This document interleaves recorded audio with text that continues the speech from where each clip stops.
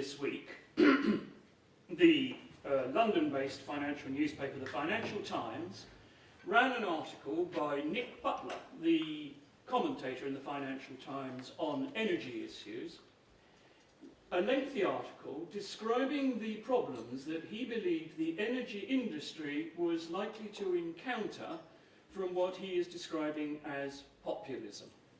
It's a very interesting and important piece of work by Butler, who used to be the head of strategy for BP Oil Company, which is how I knew him some years ago.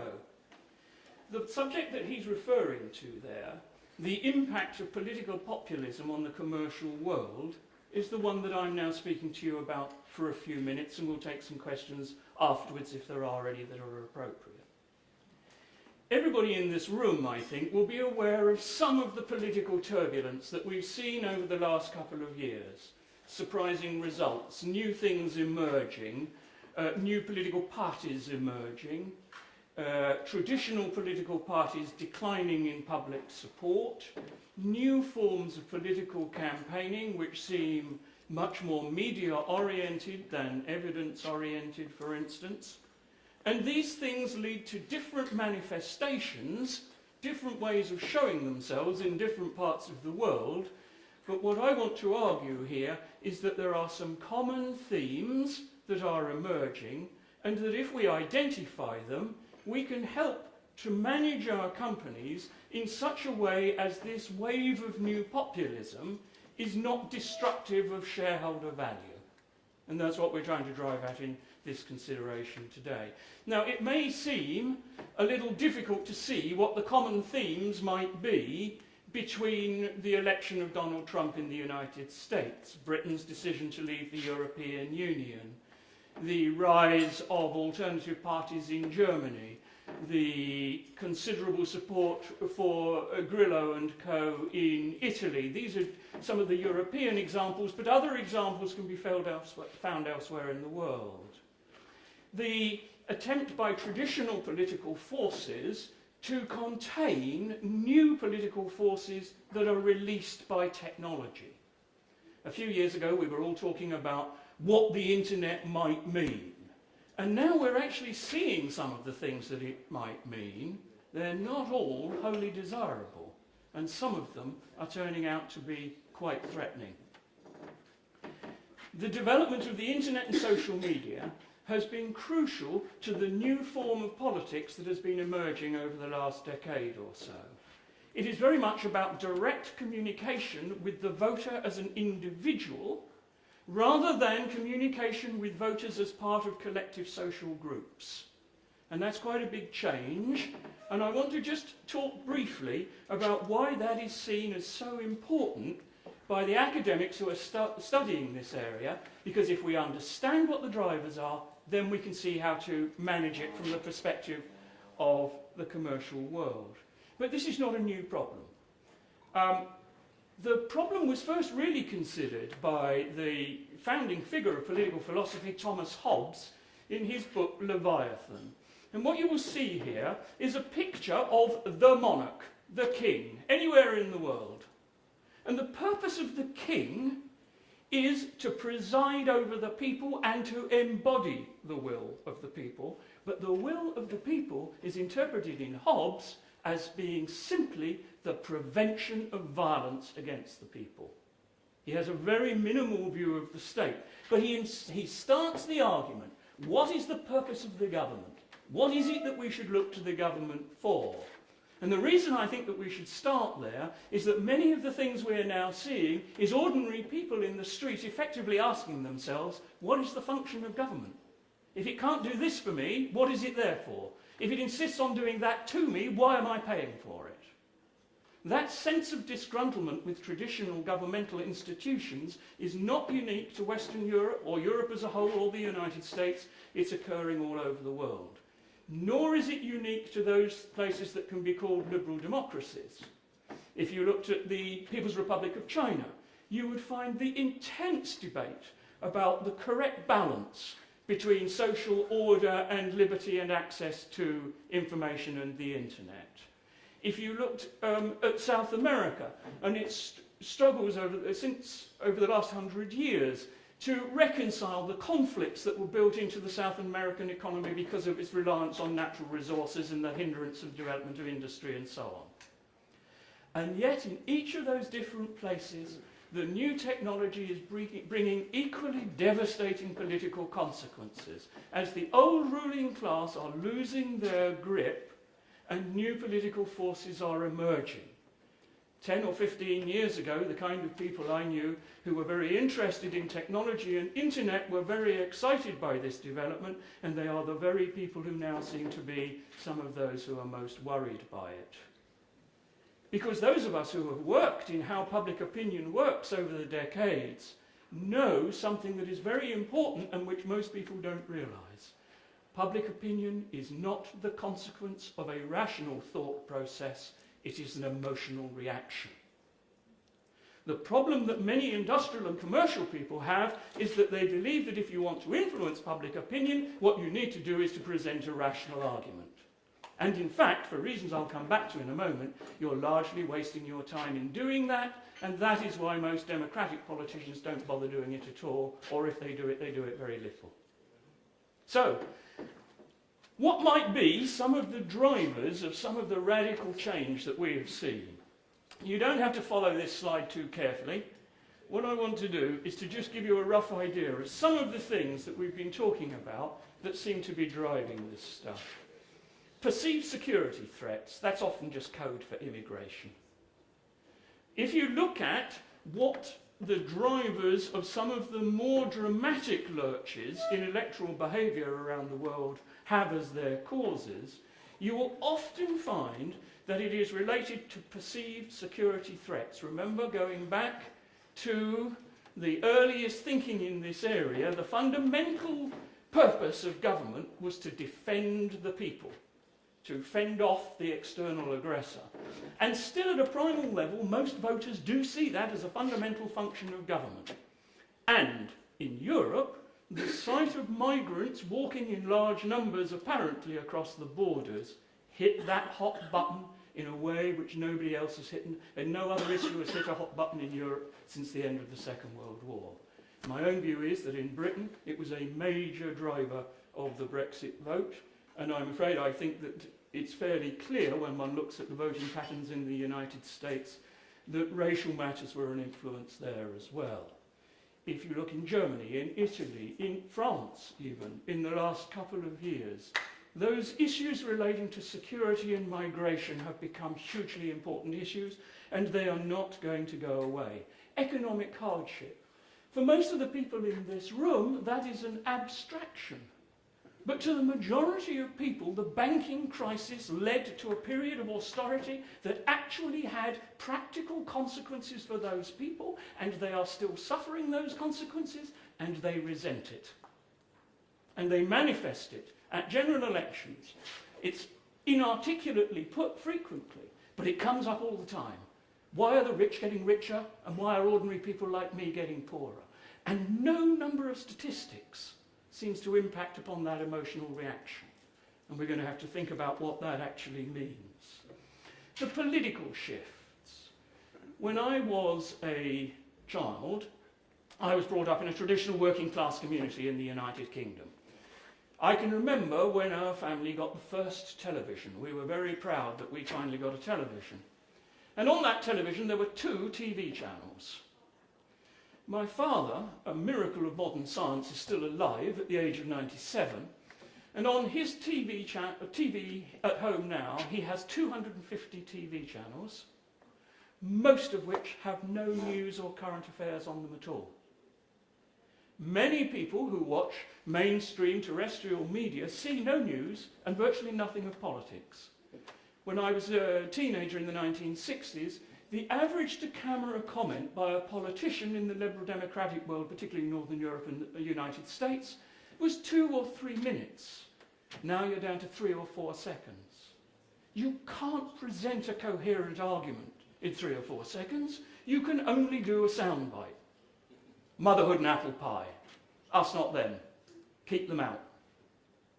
That debasement of the debate, that moving away from the kind of evidential discussions that we hope used to take place, and I would argue certainly did, is common to the different uprisings that we're seeing all over the world.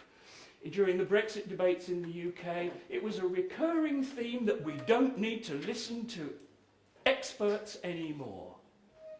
As though somehow the subjective emotional experience trumped all objective political reality or evidence. There was, incidentally, a lot of that on both sides during that referendum.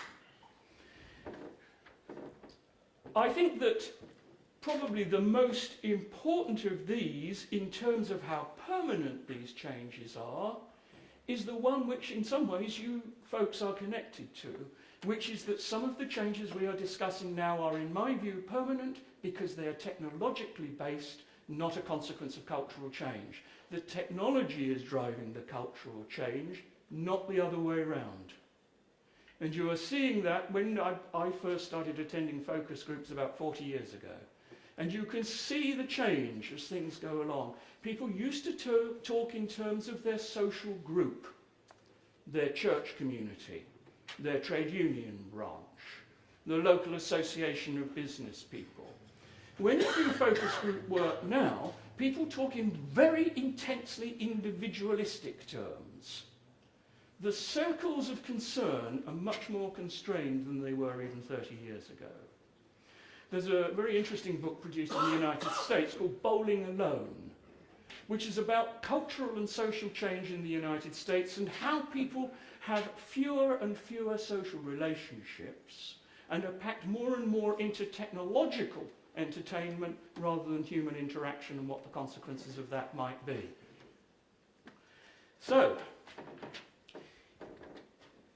I want to just refer now to two books which are dominating the discussion in the last few years about what is actually happening in the liberal democratic world.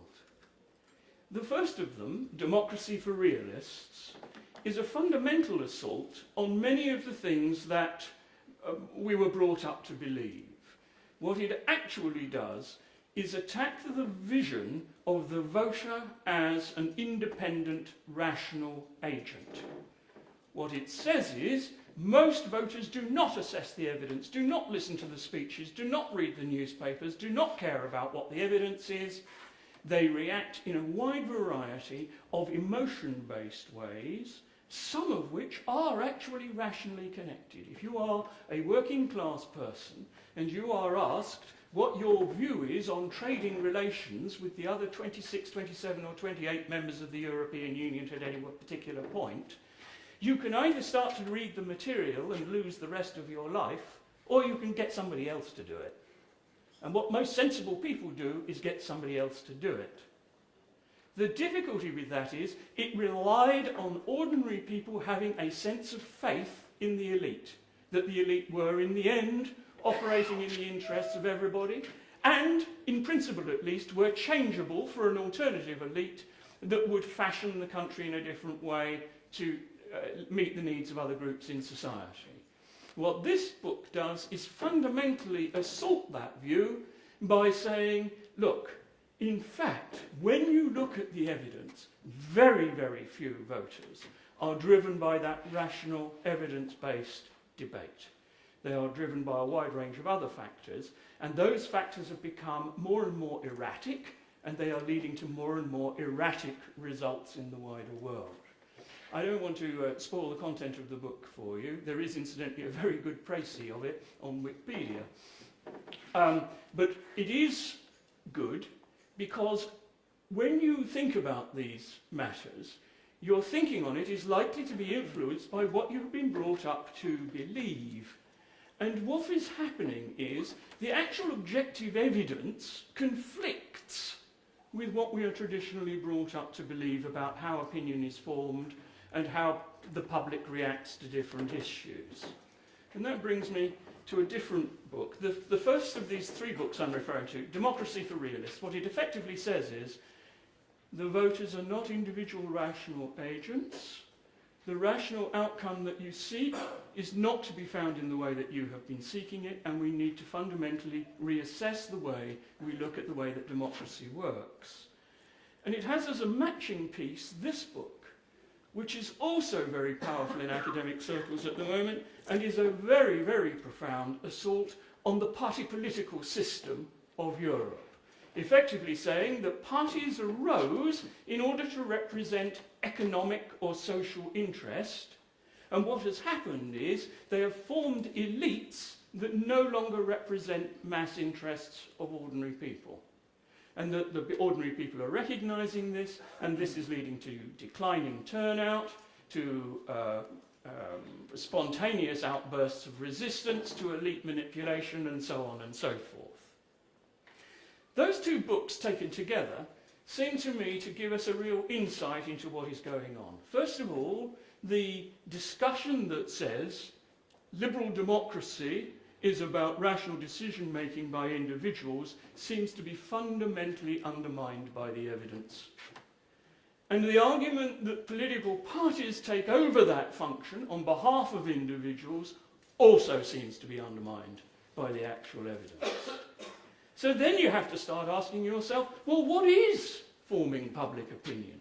And why are these things emerging? And that, I think, is where we begin to see just how important the technology has actually become. It's not just Facebook or Twitter, but the huge panoply of social media, because it breaks the notion of a common narrative.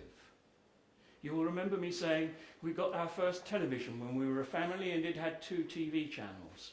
It wasn't just that we had the joy for the first time ever of arguing which channel to watch. It was that we had a common sense of what the news was. Because you watched either the BBC or you watched the ITN. There really was only 2 news organisations, and in effect their output was remarkably similar. But now you can watch a wide variety of news sources which are tailored to your prejudices and are likely to be watched by other people who share your prejudices. And what is happening is the formation of political communities which are based on an affiliation which isn't geographic. And those groups are beginning to have an ever greater influence on the way that political parties are run. Another element of it is, if you looked at the United States and the United Kingdom, they are the last 2 major countries in the OECD to operate on what's called the Firstpastthepost electoral system. The Firstpastthepost electoral system, when married with the information in ruling the void, is very interesting, because what it says is, as mass participation in parties dies out, and it is, I can remember in my hometown the Labour Party meetings were attended literally by hundreds of working class people who were supporting their shop stewards and trade unions. Most people in my hometown wouldn't know what the name of their trade union branch was. Or you would go to church and you would see the same people coming out of church. I happen to come from a religious family, but most of the families in our working class area in that time were religious, and that was part of the social connection as well. But you also knew the people who ran the local political party who was representing you. They would often be overlaps. The trade union official would also often end up being the local member of parliament in Labour areas and so on. That has all faded away. And what you end up with is a governing class which doesn't seem to have the same sense of root in the local community as people believed that it had 30, 40 or 50 years ago, increasing that sense of alienation. This is the last of the 3 books. This is the oldest of them, but in some ways is rather interesting because, written I think now about 17 or 18 years ago, it talks about the emergence of the continuous campaign, in which democratically elected politicians would have to spend more and more of their time manufacturing their public image and acquiring the funds to do so, rather than focusing on policy questions or running the country and so forth. And I have to say, during my time looking at this area, that does seem to me to have been what has happened.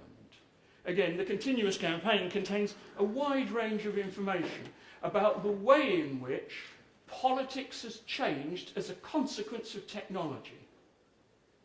What's all that, I think you can reasonably ask, got to do with the cable industry? Well, the first thing I'd say is, it's very difficult to see how you can have a problem for the energy industry that isn't, at least in part, also a problem for the cable industry. And the problem can be summed up as the greater the political turbulence, the greater the political vulnerability. And the turbulence in the politics of the democratic world, which is very evident, and in the non-democratic world, where it's existent if less evident, means that politicians are becoming less and less able to defend or to promote complex ideas. So, you apply for planning permission to do something on behalf of your company, and you find that that planning permission is completely swamped by a relatively small number of people with an ideological position who are in fact not particularly rooted in that local community. If that's happened to anybody in this room when you're operating, it is a very common experience indeed. Because what used to happen was the respect for the local institutions would override whatever the local hobby horse rider had to say on the subject. But that local trust has diminished and broken down. The way in which you're perceived for recruitment purposes. Many of the industries with which I've worked over the years have realised that one of the reasons why you need to be so careful about what your story is, what your narrative is not only for the people that work for you now, but for the people who might work for you in the future. And the narrative of the industry needs to be able to explain to people what its social function is over and above its obvious commercial one. Because that has become a standing requirement of people who are leaving the higher levels of education that are now provided. And that pressure is not going to go away either. Then there is the overarching pressure on environmental issues. Nick Butler makes this point very powerfully in his Financial Times piece. If you are a global multinational corporation and you are making even a reasonable level of profit, the total amount of money that is a very big number. And that in itself creates a vulnerability. As people are angry and frustrated by long periods of what is described to them as being austerity, and yet there appear to be arguments taking place about greater tax breaks for corporations, for instance. The anger that is attached to that is not going to go away. It isn't a temporary thing. It isn't simply a consequence of the banking crisis.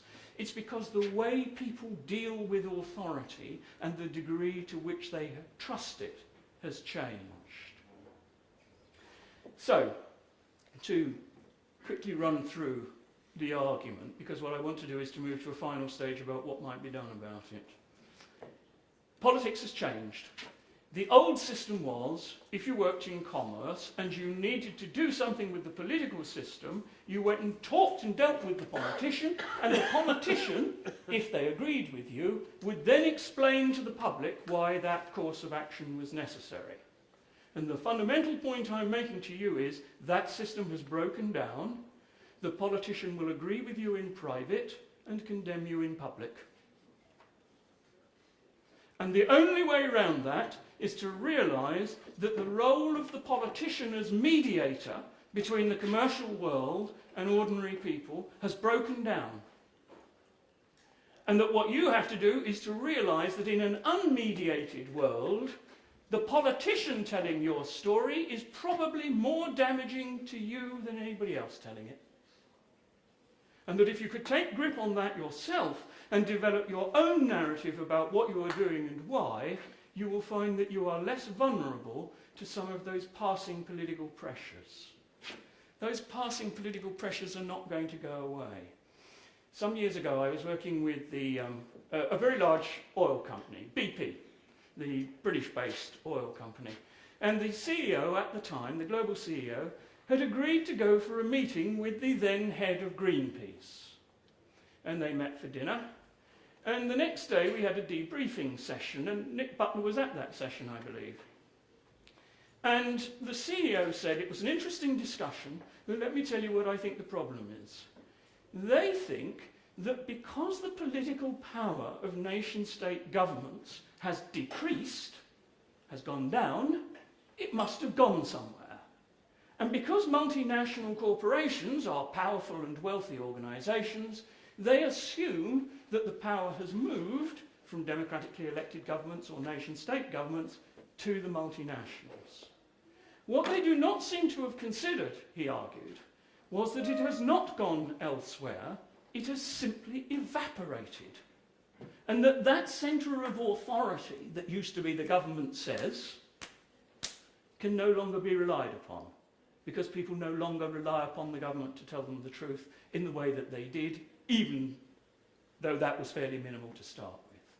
So the reason that you need to communicate directly with a wider audience is simply because the role of the politician, which was traditionally to be that mediator, is no longer available to you. They don't have the time in the media, they're under greater electoral pressure, the need to raise money means that they're spending more and more time on doing that rather than addressing policy questions.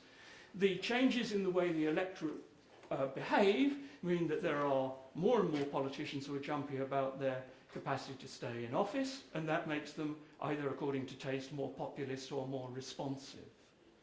For all of those reasons, the traditional role of the politician as the defender and explainer, the monarch making up the people, has diminished and will continue to diminish. The idea that this is all a passing phase is wrong. It's the new normal.